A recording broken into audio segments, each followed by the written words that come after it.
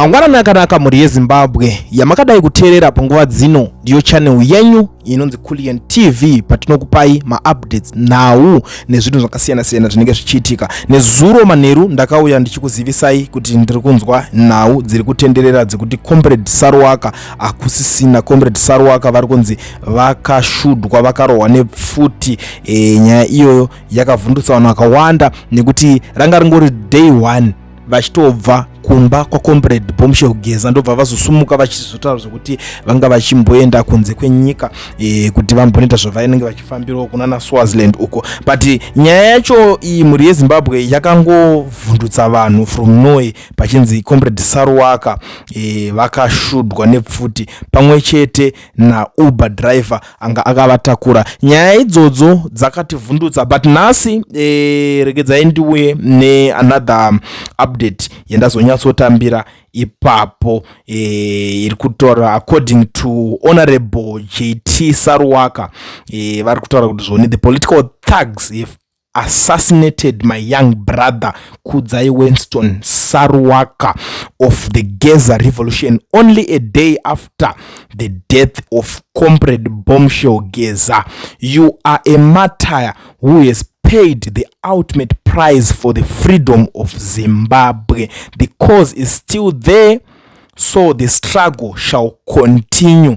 Rest in power Nyere. Ndo mashoko ari kubuda ari kutaurwa nemukoma wa Comrade Saruwaka ari kukonfirma kuti zvechokwadi munin'ina wake akusisina, akafa akaurayiwa. Hatisi kuziva kuti chii chiri kunyatsoitika. Kutaura chokwadi chaiko chaiko, especially nyika yakutonyatsotyisa panguva dzino nyika yeSouth Africa, because vanhu vazhinji vaiita zvematongerwo enyika vaimhanya vachino oppose anything that is trying to happen kuZimbabwe. Honestly vakatizira muSouth Africa and hakuna munhu anosvika achingovabata munyika ino.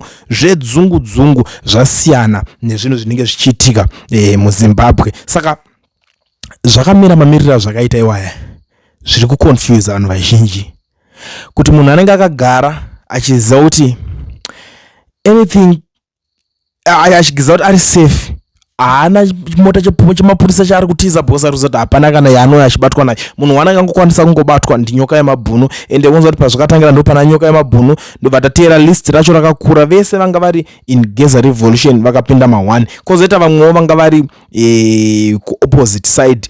We have the likes of Anachimama vakangofawo zvisinganzwisisike vachinzi vakaisirwa poison. Iko zvine zviti hapana Saruwaka, bara chairo kutoassassinatwa chaiko. Zvinhu zvinorwadza muri yeZimbabwe kuti tingonzwa kuti ndo zvinenge zvichiitika, even kutotyawo chaiko, hana dzinenge dzakutorova kuti tita kutadza kunzwisisa kuti ndiani manje asara, who is next.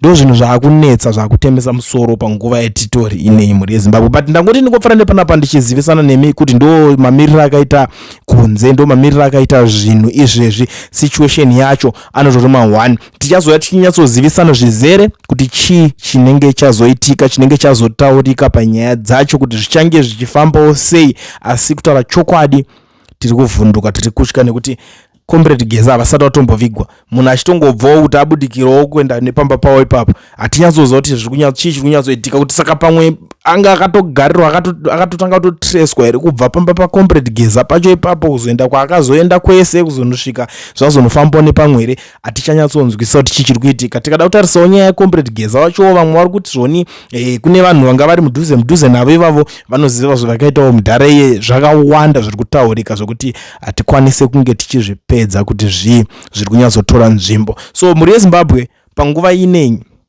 ndoda kuti ungonyora kuti rest in peace mucomment section.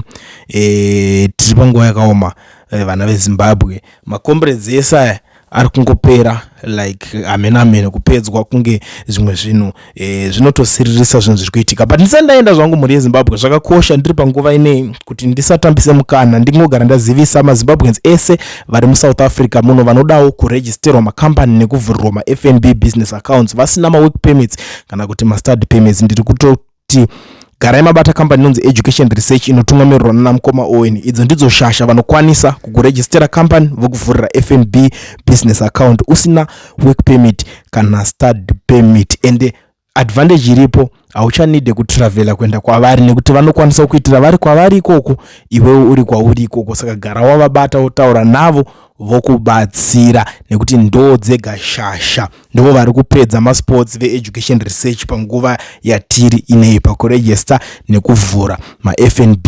business accounts. Kune vari kunze kweSouth Africa zvinoita futi vanokwanisa kukuregisterai, but make sure kuti passport yako iwewe anditi ine entry stamp. As long as yakangona chidhindo chokupinda munyika yeSouth Africa zvinokwanisa kutoita futi ipapo. Saka garai mabata namba dzavo vakubatsirei vapedze basa. Vari reliable and affordable.